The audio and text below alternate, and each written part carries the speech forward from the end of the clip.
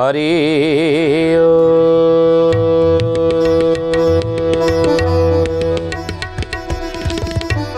ओम भूर्भुवः स्वः तत्सवितुर्वरेण्यं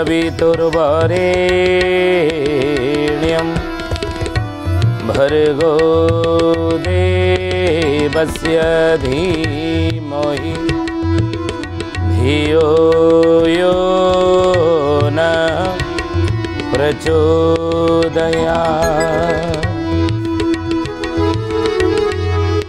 नमस्ते अच्युतानन्दं नमस्ते जगन्नाथाय नमो यशवन्तानन्दं बलराम नमो नमः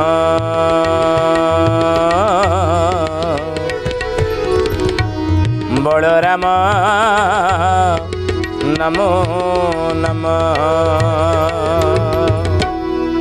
बोलिए महापुरुष अच्युतानंद जी की जय।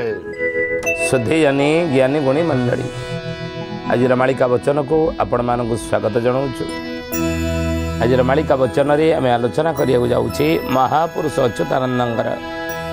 मालिकार नाम है चकड़ा मडाण। आउ ये चकड़ा मडाणर आउ गोटे पद आम आलोचना करिया जाऊँचे कौन से पद कौन से मालिकार पदटी महापुरुष शिष्य मानक आगे कहले बाबूरे अदीन रे पुणी नई बड़ी हेब प्राणी जेओ छन हेबे प्राणी देव छन हेबे पूर्णी बात्या होई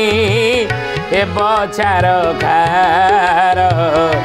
दिन गणो आओ एबे दिन गणु आओ एबे। आज मालिका वचन रे आम चकड़ा मडाणर गोटे पद आलोचना करुचे से पदटी हूँ कौन ना अदीन रे पुणी नई बड़ी हम शिष्य रामचंद्र महापुरुष कहते बा द्वादश गोपाल मान। अच्छा गोटे कथा देखा विचार करवा मास है कईटा ओडिया मास जदि आम देखा तार बैशाख ज्येष्ठ आषाढ़ श्रावण भाद्रव आश्विन कार्तिक मार्गशीर पौष नहीं बैशाख ज्येष्ठ आषाढ़ श्रावण भाद्रव आश्विन कार्तिक मार्गशीर पौष माघ फाल्गुन चैत्र 12टा मास देखी ज्ञानी गुणी मंडली 12टा मास ऋतु कईटा कहले ऋतु कईटा वर्षा ग्रीष्म वर्षा शरत हेमंत शीत बसंत 6टा ऋतु कौ मासरे कौ ऋतु पड़े देखो 12टा मास 6टा ऋतु ताले कौ मासरे कौ ऋतु भोग हुए ये कथा आप अल्प बहुत जानी ना आम जाचे कौन ना ग्रीष्म वैशाख ज्येष्ठ मास प्रचंड रौद्र प्रकाश वर्षा रे आषाढ़ श्रावण मेघ बरसे घन घन तेणु वैशाख ज्येष्ठ मास को ग्रीष्म ऋतु आम बोली आम जाचे आषाढ़ श्रावण मास को वर्षा ऋतु बोली आम जाचे ये वैशाख ज्येष्ठ मासरे प्रचंड ग्रीष्म ताप अनुभूत हुए खरा जोर हुए राति नहीं आ वर्षा दिने आषाढ़ श्रावण मासरे जोर प्रबल वर्षा हुए अतीतर आपण मैंने जानी ना ये सब होता ऋतु ठीक समय सब चलूला ऋतुचक्र गुड़िक ठीक मास गुड़िकर सब चलुले कि महापुरुष मालिकारे चकड़ा मडाण शिष्य रामचंद्र को कहते राम रे तुम्हें देख आगो को कौन हम ऋतु आउ ठीक रे चलिब नाही ठीक मासरे ठीक ऋतु चलिब नाही ना कौन हम ना अदीन रे पुणी नदी बड़ी हेब प्राणी जेऊ छन हेबे पूर्णी बात्या होई हे बछार खार दिन गणु थाओ एबे दिन गणु थाओ एबे सुजने दिन गणु थाओ एबे दिन गणुथाओ एबे सुजने दिन गणुथाओ एबे बोले अदिन पुणी नदी बड़ी हम अदिन नई बड़ी हम रे बाबा ना सतरे ना कौन गुरुदेव अदिन नई बड़ी तो आम देखी आम जाचे नई बड़ीटा आषाढ़ श्रावण मसरे प्रबल वर्षा हेले ये वर्षा दिन प्रबल वर्षा ही नदी नाल पूरा फुल हो जाए नदी नाल पानी पूरा फुल हो जाए आ बन्या सृष्टि हुए नई बन्या आसे नाल में पानी फुल रहे पोखरी रे कूहरे मध्य पानी फुल रहे बांफी पानी फुल रहे से समय पानी अल्प कूहरे आगु कूहर सब पानी काढ़ुले कूहर पानी पीऊले कूह पानी पीला बेले कूहर अल्प दूर ही पानी थाए नुहे हाथ बढ़ईदे पानी पाए ढाल बढ़ईदे पानी नहीं आसुले ढाल बढ़ी पानी नहीं आसुले हाथ दौड़ आवश्यकता पड़ूला कि खरा दिने से पानीटा धीरे धीरे तलू खसी जाए कूह पानी सुखी जाए पोखरी पानी सुखी जाए बाफी पानी सुखी जाए नाल पानी सुखी जाए नदी पानी सुखी जाए नहीं ये हुए तेणु नदी बढ़ीटा आषाढ़ श्रावण मासरे हुई कि महापुरुष मालिकार देख तो मालिका वचन न हो मालिकार कथा मिछा हेब ना देखी दिखाँ रामर तुम देख अदिन नई बढ़ी हेब अदिन नदी बढ़ी तुम्हें देख आउ अदिन पुणी नदी बड़ी हेब प्राणी जे उच्छन हे आदिन नई बड़ीटा आसिले आगुरी नई बड़ी आसिले यही श्रावण मास आईला आषाढ़ श्रावण मास खाद्य शस्य सब रखिदि वर्षा दिन काम धाम करना आ काम धाम न कर नई नाल बन्या आसे तो बन्या फनिया सब जोर आसूला बन्या फनिया आसो आ बन्या फनिया आसला बेले सब सजाग हो सब था सजाग हो सब थे कि जब अदिन आसला ताप तो पूर्व प्रस्तुति हो नथिबे ना हाई लघुचाप आसूची 7 दिन काल वर्षा हे वर्षा अदिनिया है सब जाक कम धंदा बंद आले उच्छन हे लोक मैंने जापारूँ आगुरी एमती सब होगला आगुरी किसी प्रस्तुत आम होनु तेणु ही शुद्धि जानी यही कथा महापुरुष मालिका मध्यम लिखि संसारवासी को सावधान कले शिष्य मान मध्यम मन रख अदिन पुणी नदी बड़ी हेब प्राणी जे उच्छन हे घूर्णी बात्या होई हेब छारकार दिन गणुथा अदिन सब हम रे बाबा खाली अदिन जदि ऋतुचक्र परिवर्तन हो गला ऋतुचक्र वर्षा दिन वर्षा होनी खरा आउ कौन शीत दिन शीत होनी यदि ये ऋतुचक्र परिवर्तन हो ज्ञानी गुणी मंडली महापुरुष ये भविष्यवाणी करिसेंती आगु तुम्हें देख पुष मासे रथ जातरा हेब माघरे बारुणी बुड़ा पड़िब माघरे बारुणी बुड़ा पड़िब माघरे बारुणी बुड़ा पड़िब कले सेगुड़िक सीना ऋतुचक्र परिवर्तन हो पड़ो कि लोक मैंने कौ मानिबे लोक मैंने मानि नहीं ठीक समय जो पर्वपर्वाणी सब पालन हवा होउथिला पड़ूला से मैंने पालन लोक मैंने कलिजुगर करुले से परा करें गुरुदेव कौन करें आगू ना ये पुष मसे रथ यात्रा हम रथ यात्राटा बाबूरे कौ मसरे पड़े कहलु कौ मसरे रथ यात्रा पड़े बोलिए महापुरुष अच्युतानंद जी की अदिन नई बड़ी हे अदिन सब पर्वपर्वाणी पड़ लोक मैंने पालन करेंगे आहनी से कथा तो आम आलोचना करुचे ना आज जहाँ घटुची जहाँ 600 वर्ष तले कागज कलमर उद्भावन हो नाला तालपत्र लेखनी महापुरुष जहाँ लिखिदे देखु ता सत होनी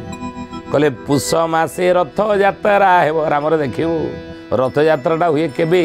आषाढ़ शुक्ल द्वितीया तिथि नहीं प्रतिवर्ष यही तिथि आषाढ़ मसरे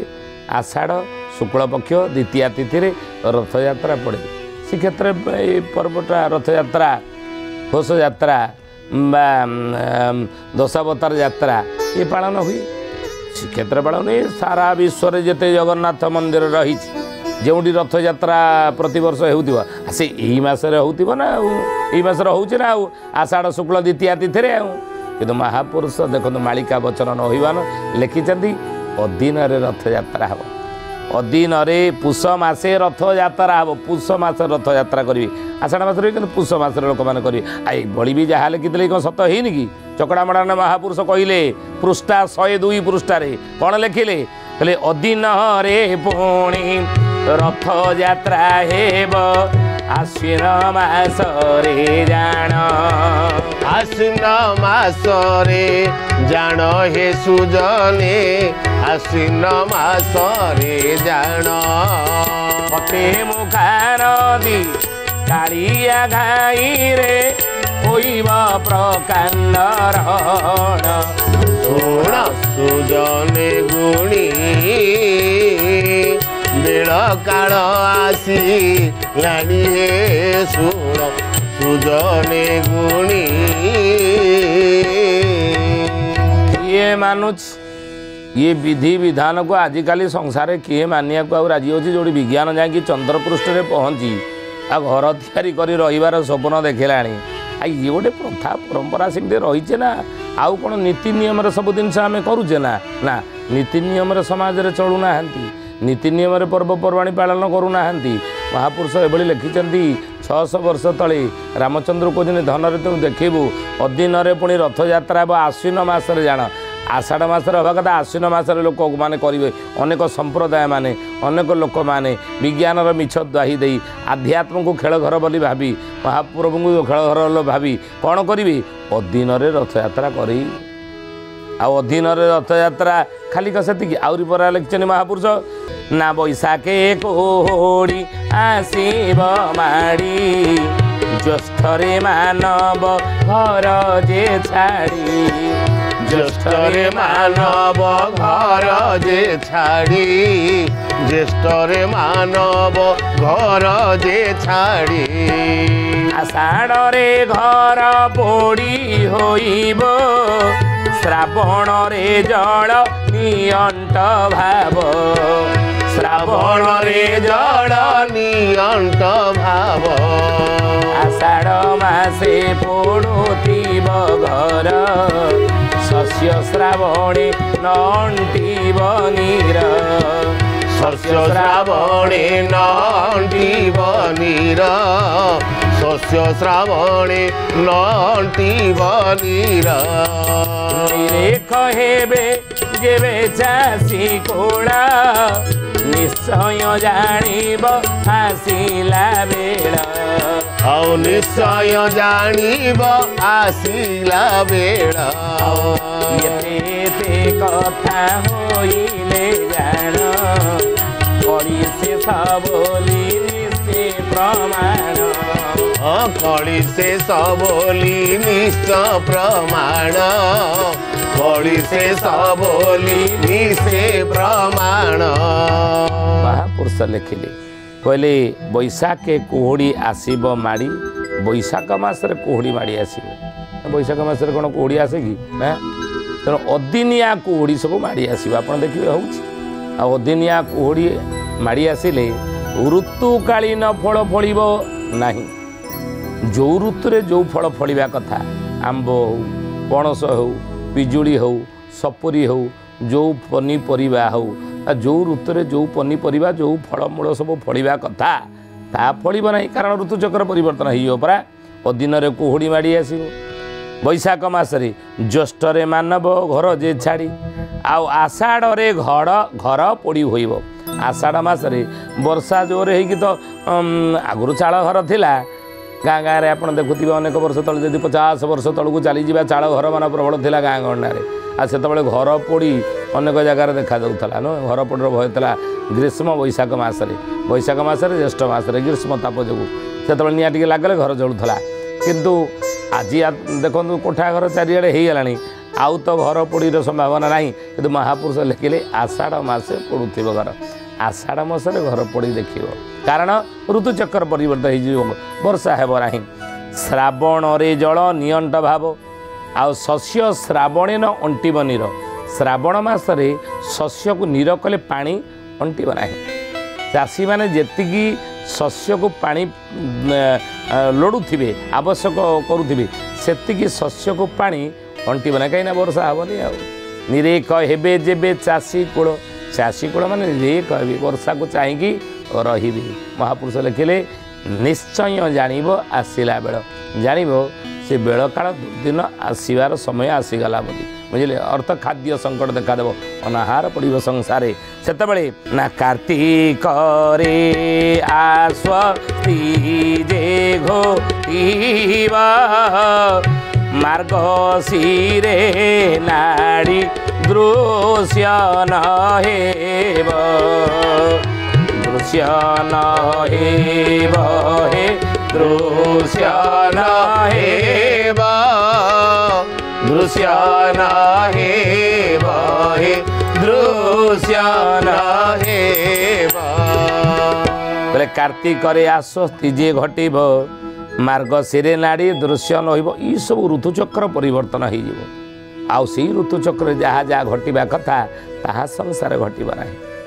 ପୁନଶ୍ଚ ମହାପୁରୁଷ ଲେଖିଲେ କହିଲେ ପୁଷ ମାସେ ରଥ ଯାତ୍ରା ହେବ ମାଘରେ ବାରୁଣୀ ବୁଡ଼ ପଡ଼ିବ ମାଘରେ ବାରୁଣୀ ବୁଡ଼ ପଡ଼ିବା ମାଘରେ ବାରୁଣୀ ବୁଡ଼ ପଡ଼ିବା ବାରୁଣୀ ସ୍ନାନ ବାରୁଣୀ ବୁଡ଼ କହନ୍ତିନି ବାରୁଣୀ ବୁଡ଼ ବାରୁଣୀ ସ୍ନାନ କେତେବେଳେ ପଡ଼େ ବୋଲିଏ ମହାପୁରୁଷ ଅଚ୍ୟୁତାନନ୍ଦ ଜୀ କି ଜୟ। ଚୈତ୍ର ମାସରେ ବାରୁଣୀ ସ୍ନାନ ପଡ଼େ କିନ୍ତୁ ମହାପୁରୁଷ ଲେଖିଲେ ମାଘରେ ବାରୁଣୀ ବୁଡ଼ ପଡ଼ିବ ମାଘ ମାସରେ ବାରୁଣୀ ବୁଡ଼ ଆପଣ କଳିଯୁଗରେ ଦେଖିବେ ହବ ଯାହା ମାଳିକା ଲେଖା ହେଇଯିବ ଖାଲି ସେତିକି ନୁହେଁ ଆଉ କ'ଣ ହବ ନା ଫଗୁଣ ମାସରେ ଧନୁଜା ତରା ଯୋବରାରେ ମୃଛ ଅଜ୍ଞାନୀ ଧରା ଯୋବରାରେ ମୃଛ ଅଜ୍ଞାନୀ ଧରା ଯୋବରାରେ ମୃଛ ଅଜ୍ଞାନୀ ଧରା କହିଲେ ବାବୁରେ ସେତେବେଳେ କ'ଣ ହବ ଜାଣିଛ ନା ଫଗୁଣ ମାସରେ ଧନୁଯାତ୍ରାଟା କେବେ ହୁଏ ପୌଷ ମାସରେ ଏବେ ବି ମଧ୍ୟ ଆପଣମାନେ ଦେଖିବେ ଯେ ବରଗଡ଼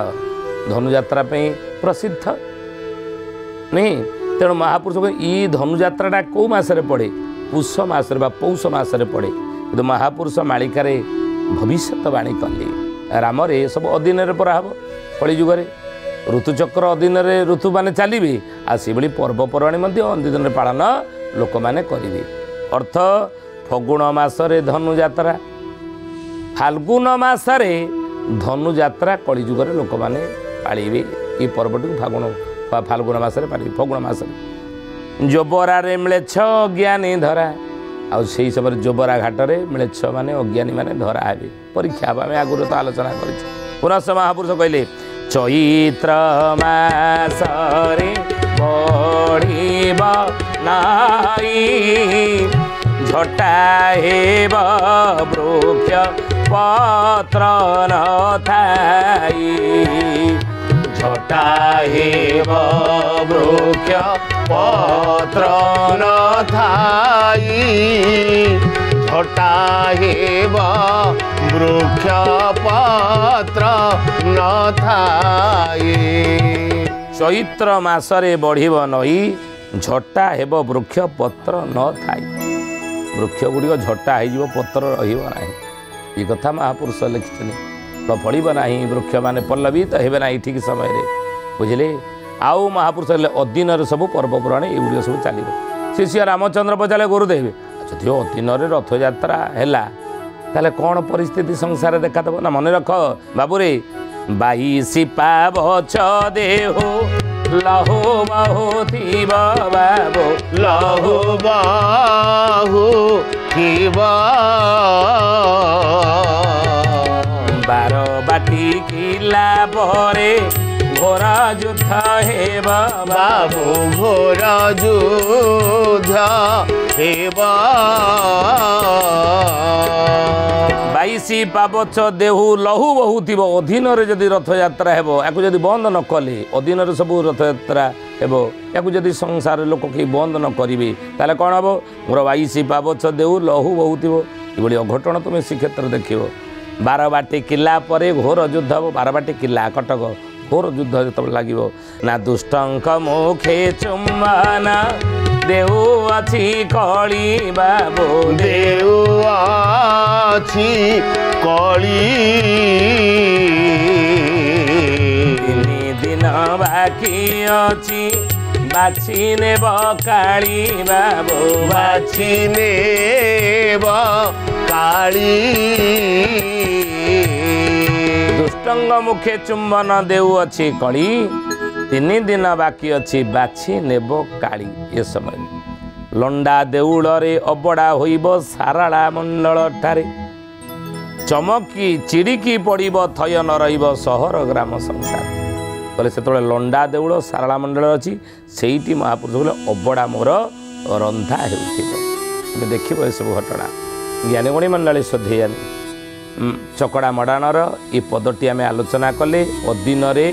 ସବୁ ହେବ ଘୂର୍ଣ୍ଣି ବାତ୍ୟା ହେବ ଅଦିନରେ ନଦୀ ବଢ଼ି ହେବ ଅଦିନରେ ପର୍ବପର୍ବାଣି ମଧ୍ୟ ପାଳନ ହେବ ବିଧି ବିଧାନ ରହିବ ନାହିଁ ଅର୍ଥ ଲୋକମାନେ ପ୍ରଥା ପରମ୍ପରା ନୀତି ନିୟମ ସବୁକୁ ତ୍ୟାଗ କରିବେ ସବୁକୁ ଦୂରେଇ ଦେବେ ଆଉ ଦୂରେଇ ଦେଲେ ପରିସ୍ଥିତି ଏଇଆ ହେବ ମହାପୁରୁଷ ଲେଖିଛନ୍ତି ପୁଣି ଥରେ ପ୍ରଥା ପରମ୍ପରା ନୀତି ନିୟମ ମାନି ଚଳିଲେ ସଂସାର ମଙ୍ଗଳରେ ଚାଲିବ। ଜ୍ଞାନୀଗୁଣୀ ମଣ୍ଡଳୀ ସୁଧୀଜାନୀ ଆତ ସମୟ ହେଇଛି ଆସନ୍ତୁ ବାଣୀକି ବିରାମ ଦେବା ଶ୍ରୀ ପ୍ରଭୁଙ୍କର ନାମ ନେଇ ଜୟ ଅଚ୍ୟୁତ ବୋଲା ରେ ଜୟ ଅନନ୍ତ ବୋଲା ରେ जय अच्युत बोल रे जय अनंत बोल रे मन बोल रे जगन्नाथ बोल रे बोल रे मन बोल रे बलराम बोल रे मन बोल रे जसोवंत बोल रे बोल रे मन बोल रे जसोवंत बोल रे जय अच्युत